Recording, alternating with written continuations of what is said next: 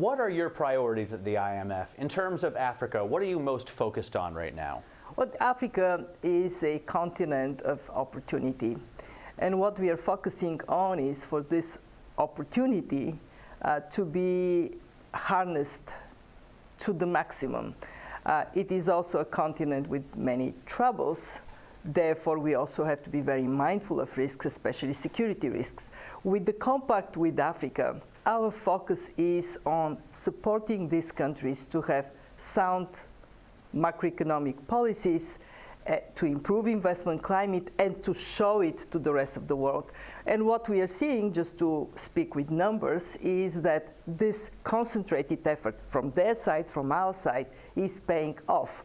On average, growth in the 12 compact with Africa countries is 7.4% for the last years. This is almost twice as for the rest of the continent, and actually on some points more than twice. And how do they do it? By looking at that sustainability. When they borrow for good investment purpose, things that generate a medium long-term growth, and by eliminating red tape for investors, both domestic investors, but of course foreign investors as well. Talking about growth, sustainability, borrowing, a number of countries, Ghana, Zimbabwe, Kenya, they're boosting their budgets for 2020. And I wonder if you're concerned at all that they're increasing their debt loads to unsustainable levels. In some cases we are concerned about that, and in other cases we see that investing is going to pay off over time. Say, take the case of Kenya. We do advise Kenya to be somewhat more cautious in building up debt, but we have seen good macroeconomic policies in Kenya. Our program efforts with the country, our engagement with the country, by and large are judged as positive. So one has to always remember debt on its own is not bad.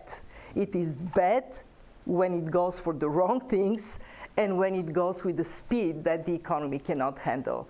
So in cases when that is dangerous, like take Zambia, we do say you need to really get a handle on your debt.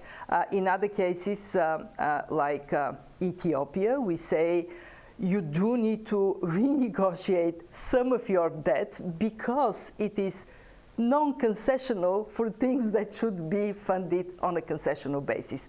Again, it really depends on country circumstances. But to go to the bottom of your question, overall, are we worried about debt levels in Africa? Yes, because about 40% of countries have gotten to debt distress levels. And this is why in just 2 weeks in Dakar, we are going to have a very concentrated meeting with African leaders on that issue of debt sustainability.